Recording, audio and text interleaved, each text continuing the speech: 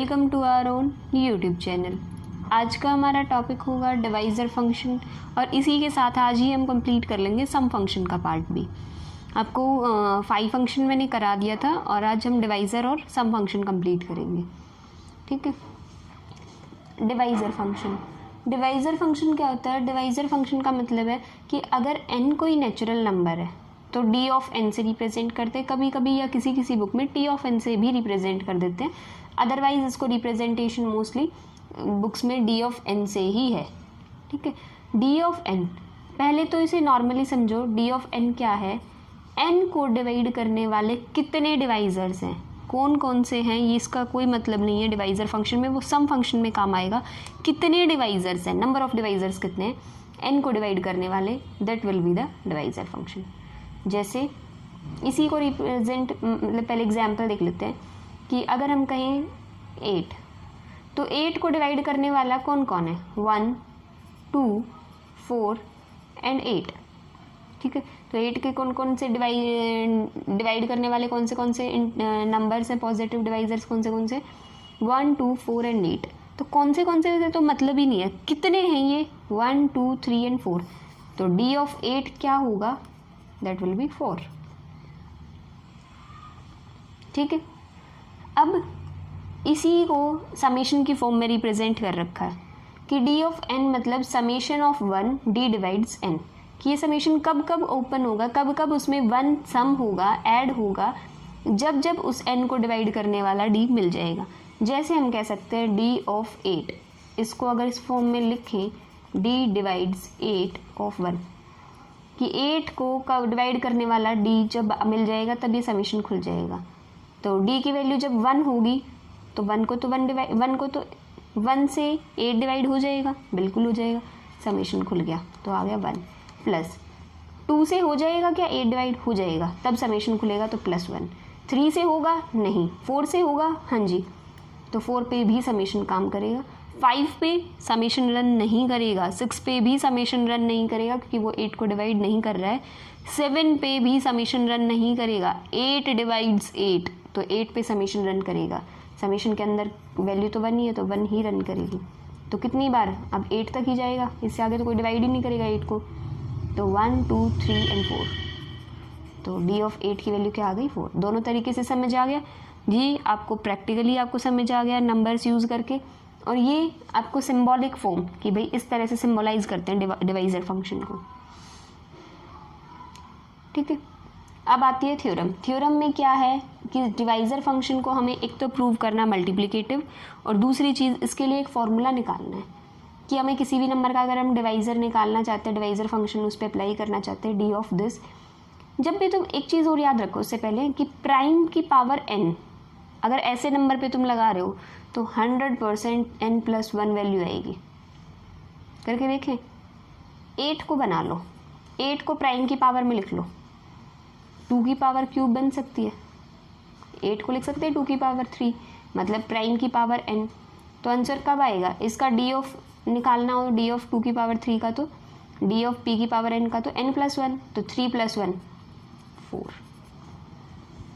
ठीक है, समझ आ रहा है? उसके बाद हमें ये करना है कि d of n multiplicative prove करना है सबसे पहला काम। तो दूसरा काम करना है एक फॉर्मूला निकालना है कि किसी भी नंबर का अगर हमें डिवाइज़र फंक्शन निकालना हो तो पूरा प्रोसीजर फॉलो, ये ना ढूंढने पड़े कि कौन से नंबर इसको डिवाइड करेंगे।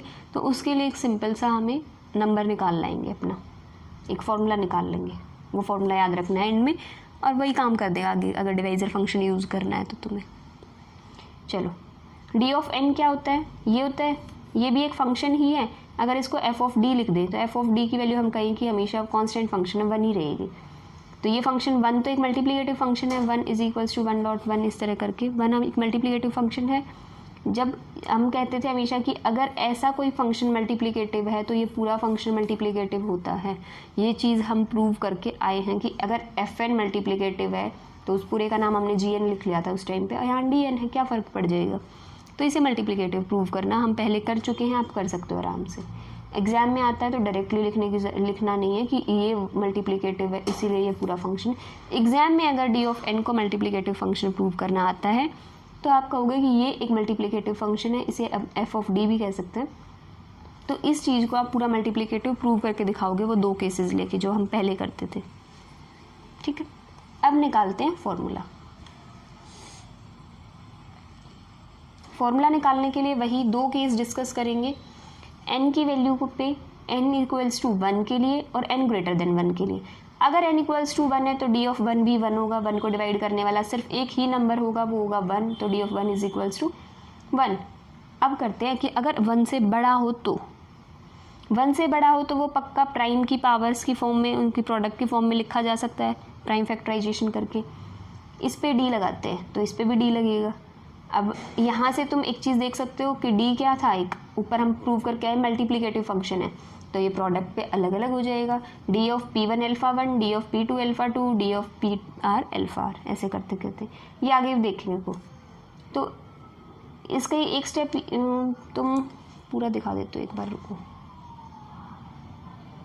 यस, देखो इसी फॉर्म को ये लाइन लिख सकते हैं क्योंकि ये मल्टीप्लिकेटिव फंक्शन।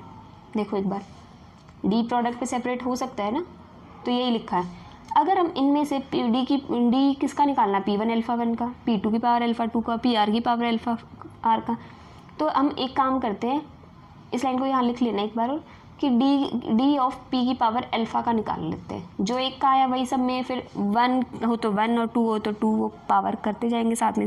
सिर्फ ये तो नीचे इसका सफिक्स ही तो लगा हुआ है।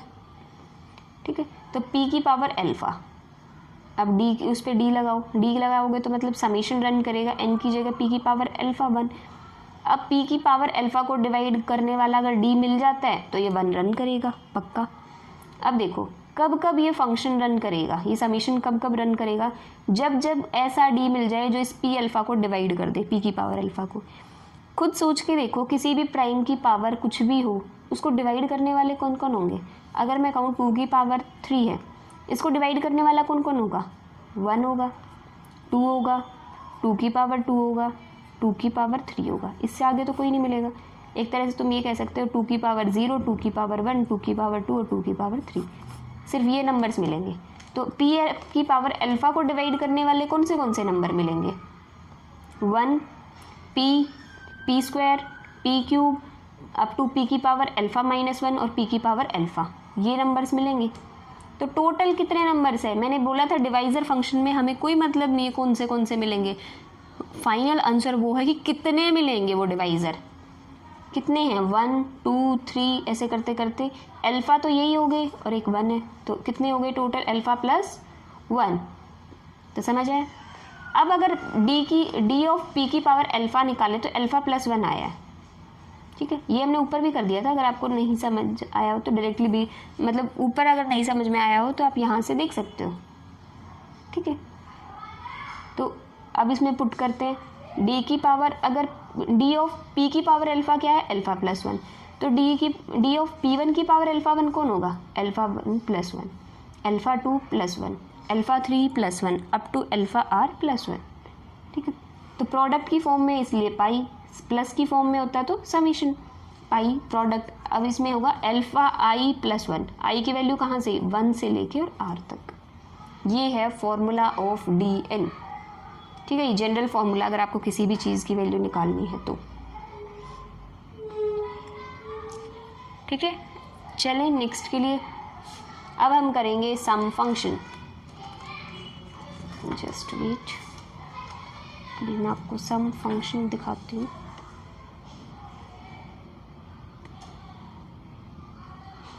Yes, this will be the sum function.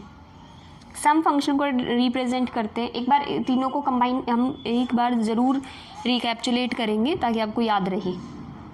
Sum function को रिप्रेजेंट करते हैं सिग्मा एन से। सिग्मा एन ऐसे भी लिखा हो सकता है और ब्रैकेट में भी लिखा हो सकता है। अभी तुम डिवाइज़र फंक्शन करके आए हो, उसमें क्या था, सिर्फ इतना फ़र्क था कि यहाँ 1 था, मतलब ये तब काम करता था जब ये d जो है वो n को डिवाइड करेगा तब एक ऐड हो जाता था, 1 प्लस हो जाता था। इसमें क्या है, जब वो नंबर वो d मिलेगा जो n को डिवाइड कर दे, वो जो नंबर d हमें मिलेगा ना, वही नंबर इसमें ऐड होगा। तो एक तरह से आप इसको जनरल सीख सकते हैं अपना प्रैक्टिकल लाइफ में कि जब भी कोई डिवाइज़र मिलेंगे उन सारे डिवाइज़र्स को ऐड करोगे, that will be the sum function. अब 8 का ही करके देखते हैं। जब हमने 8 का डिवाइज़र फंक्शन निकाला तो 4 आया था, डी ऑफ 8 निकाला, क्योंकि इसके 4 डिवाइज़र्स थे, सिंपल सी बात है। अब क्या है, हम चाहते हैं कि सिग्मा निकालें, इसका सम फंक्शन निकालें। तो अब तो हम ये नहीं कह सकते ना कि इसकी वैल्यू 4 होगी, not number of divisor, sum function will be sum of the divisors, that will be कौन से होंगे, 1, 2, 4 और 8 ये थे, इनको प्लस करो, ठीक है। तो जितने भी पॉजिटिव डिवाइज़र्स हैं इनके, उन सब को प्लस करो, that will be the answer, ठीक है। तो थ्योरम वही है, बिल्कुल सेम, कि पहले सम फंक्शन को क्लियरली क्वेश्चन यही आ जाता है, prove sum function is a multiplicative function and find its formula, या obtain an expression to in general for sum function. तो आपको सम फंक्शन पता भी होना चाहिए कि क्या है, ठीक है, वो लिखना है, उसको फिर मल्टीप्लिकेटिव प्रूव करना, दैट फॉर्मूला क्रिएट करना। जब भी तुम लास्ट में भी यही था, जब डिवाइज़र फंक्शन का आया कि डी ऑफ पी की पावर अल्फ़ा, तो हमने कहा था अल्फ़ा प्लस 1, लेकिन यहाँ एक प्राइम के लिए बात है कि जब भी प्राइम की बात आएगी तो सिग्मा ऑफ पी हमेशा होगा p प्लस 1, ठीक है। चलो करें, ये आप कर ही लोगे, बिल्कुल सेम है। हम कहेंगे कि ये एक d जो है एक फंक्शन है, ये मल्टीप्लिकेटिव फंक्शन है, f n equals to n, इस तरह करके भाई f of d equals to d मान लो, ये एक मल्टीप्लिकेटिव फंक्शन है, तो ये पूरा भी होगा, समीशन इस पे अगर रन कर रहा है तो ये भी होगा। ये चीज़ हम करके आ चुके हैं, वही सेम चीज़ प्रूव करनी है, ठीक है। फॉर्मूला 2 पे रन केस जो है वो डिस्कस करेंगे, एक n इक्वल्स टू 1 के लिए और एक n ग्रेटर देन 1 के लिए। n इक्वल्स टू 1 के लिए वही है कि 1 का डिवाइज़र कौन होगा, 1 अपने आप में 1 ही है, कुछ ऐड ही नहीं होगा उसमें, तो एक अकेला है। तो n इक्वल्स टू 1 के लिए तो प्रूव है, फाइंड हो चुका है। n ग्रेटर देन 1 के लिए हमें फॉर्मूला बनाना है। n ग्रेटर देन 1 से बड़ा है तो वो नंबर पक्का प्राइम फैक्टराइज हो सकता है, मान लो वो नंबर ऐसे प्राइम फैक्टराइज हुआ है, ठीक है। ये सारे PIs जो हैं वो डिस्टिंक्ट हैं, क्योंकि जो सेम थे अलग नहीं थे, उनको हमने पावर में लिख लिया है। तो अब जो बचे हुए हैं वो सारे के सारे क्या हैं, डिस्टिंक्ट, ठीक है। दोनों तरफ इस पर सिग्मा लगाओ, सिग्मा लगाओगे, सिग्मा हम ऊपर बोल के आए हैं कि मल्टीप्लिकेटिव फंक्शन है, अगर सिग्मा एंड मल्टीप्लिकेटिव फंक्शन है तो प्रोडक्ट पे अलग अलग हो गया। अब sigma P1 alpha 1, sigma P2 alpha 2, तो अगर हम सिग्मा P की पावर अल्फ़ा 1 की वैल्यू निकाल ले तो सबकी अपने आप 1 की जगह 1, 2 की जगह 2 सब्स्टिट्यूट करते चले जाएंगे। चलो सिग्मा ऑफ P की पावर अल्फ़ा निकालते हैं। इसका मतलब क्या है कि समेशन ऑफ D और D डिवाइड्स इस n की जगह क्या है, P की पावर अल्फ़ा। तो मतलब P की पावर अल्फ़ा को डिवाइड करने वाले कौन से नंबर होंगे, ये हम पढ़ के आए हैं, 1 P square P cube up to P की पावर अल्फ़ा तक। लेकिन वहाँ 1 प्लस 1 प्लस ये ढूंढते थे कि कितने हैं ये नंबर। इसमें ये है कि जो डिवाइड कर रहे हैं उन सब का सम करना है। तो क्या होगी इसकी वैल्यू 1 प्लस P स्क्वायर। इसमें उसमें काउंटिंग थी कि कितने नंबर्स हैं, इसमें कितने नंबर्स नहीं हैं, जो नंबर्स हैं उनका सम। तो ये आ गया, ये एक GP बन रही है, ठीक है, GP बन रही है। GP का सम का फॉर्मूला लगा दिया, a इंटू आर की पावर n-1 बाई r-1, ठीक है। तो GP में सम फंक्शन, इसका सम निकाल दिया। उसके बाद हमें देखा सिग्मा ऑफ P अल्फ़ा क्या आया है, P की power alpha plus 1 minus 1 by P minus 1। तो अगर अल्फ़ा है, P की पावर अल्फ़ा है तो P की पावर अल्फ़ा प्लस 1, तो P की पावर P1 अल्फ़ा 1 हो तो P1 alpha 1 plus 1, P2 alpha 2 हो तो P2 की पावर अल्फ़ा 2 प्लस 1, ठीक है। तो अगर Pi है तो alpha i plus 1 minus 1 by Pi minus 1, ठीक है। ये है, इसको तुम एक मिनट, इसको एक स्टेप और बढ़ा लेना। ये है Pi की पावर अल्फ़ा i के लिए, लेकिन यहाँ तो बहुत सारे ना, P1 अल्फ़ा 1 है, P2 अल्फ़ा 2 है, up to PR alpha r है, बहुत सारे हैं। तो समेशन n क्या निकलेगा, इनकी प्रोडक्ट पाई ऑफ i की value 1 to r Pi alpha i plus 1 minus 1 divide by Pi minus 1, that will be the formula. ठीक है, इसमें प्रोडक्ट नहीं लिखा हुआ है, पाई नहीं लगाया हुआ था, ये सिर्फ सिग्मा पी आई अल्फा आई के लिए था, सब के लिए नहीं था, क्योंकि सब में तो प्रोडक्ट है ना बहुत सारों की, तो ये पाई की फॉर्म में। अब 2-3 क्वेश्चन कर रहे हैं, ठीक है, सिंपल से क्वेश्चन है, आप खुद से भी ट्राई कर सकते हो।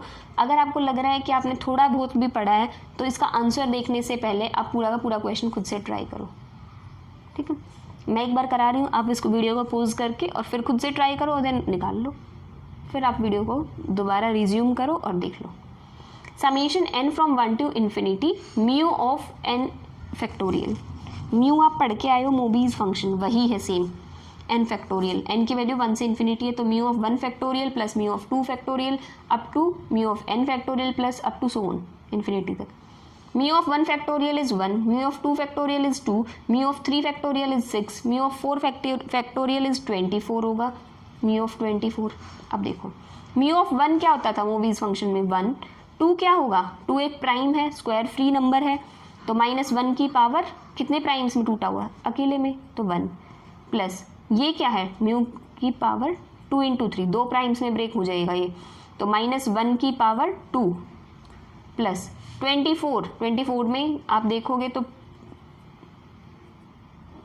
पावर्स रिपीट होंगी, स्क्वायर फ्री नंबर नहीं होगा तो 0, तो बचते हैं ये 1 से -1 कैंसिल और बचा 1, तो mu of n factorial, n from 1 to infinity, इन सब का सम क्या होगा 1। नेक्स्ट एग्जाम्पल आपको दिख रहा है, प्रूव दैट, सोल्यूशन नहीं दिख रहा है नीचे, prove that mu of n into mu of n plus 1 into mu of n plus 2 into mu of n plus 3 is equals to 0। 4 consecutive integers हैं, इसके लिए थोड़ा सा आपको सोचना पड़ेगा, थोड़ा सा प्रैक्टिकल होना पड़ेगा। अब इसका प्रूफ मैं कराती हूँ कि mu of n, n plus 1, n plus 2, n plus 3, ये 4 नंबर्स हैं, n, n plus 1, n plus 2, n plus 3, ये चारों कॉन्जिक्यूटिव नंबर है। कोई भी 4 कॉन्जिक्यूटिव नंबर तुम उठा के देख लो, उनमें से पक्का एक नंबर 4 से डिविजिबल होगा ही होगा, ठीक है। तो एक मिनट, यस, 4 नंबर कोई भी उठा के देख लो, मान लो मैं कहूँ 4, 5, 6, 7, तो ये नंबर 4 से डिविजिबल है। क्या ये स्क्वायर फ्री नंबर है? बिल्कुल नहीं है। 4 तो 2 की पावर 2 प्राइम्स रिपीट हो रहे हैं, ठीक है, तो उनमें से कोई ना कोई एक पक्का होगा, और अगर प्राइम रिपीट हो गई तो म्यू ऑफ 4 क्या होगा 0। अगर मैं कहूँ 4 ना हो, मैं कहूँ 7, 8, 9, 10, तो क्या कोई नंबर है जो 4 से डिविजिबल हो? हाँ जी, ये रहा। तो इसके फैक्टर कौन से होंगे? 2 × 2 × 2, प्राइम्स रिपीट हो गई, तो म्यू ऑफ 2 क्या, म्यू ऑफ 8 क्या होगा 0। तो इन 4 अगर लगातार कोई भी पॉजिटिव इंटीजर तुम ले रहे हो, तो उन इंटीजर्स में से हमेशा पक्का है कि एक नंबर ज़रूर 4 से डिविजिबल होगा। अगर 4 कॉन्जिक्यूटिव है तो उसका, अगर वो एक नंबर जो 4 से डिविजिबल होगा उसका म्यू तो 0 आएगा ना, क्योंकि वो प्राइम स्क्वायर फ्री नंबर ही नहीं लेगा। तो अगर वो 0 आ गया तो 0 की मल्टीप्लाई फिर बाकी सबका म्यू चाहे कुछ भी हो 0 ही आना है, ठीक है। Next example, find the least value of n such that mu of n plus mu of n plus 1 plus mu of n plus 2 is equals to 3। Mu हमेशा क्या होता है 0, -1 या 1, इन 3 में से आ सकता है मोबीज फंक्शन की आंसर, तो 3 ही आंसर देता है मोबीज फंक्शन, 0, 1 और -1। अब 3 वैल्यू कब आ सकती है इनकी? जब ये भी 1 हो, ये भी 1 और ये भी 1 हो, यही केस है। Mu of n, n plus 1, n plus 2। अब हमें पता है 1 तो हमेशा तभी देगा वो वैल्यू जब 1 हो, ठीक है, या फिर -1 की पावर स्क्वायर करके भी हो सकता है, या 4 करके भी। तो 1 तो हो नहीं सकता, क्योंकि ये 1 हो गया तो ये 2 हो जाएगा और ये 3 हो जाएगा, तब तो आंसर आएगा ही नहीं ना 1, क्योंकि ये तो 1 आ जाएगा लेकिन ये नहीं आएगा।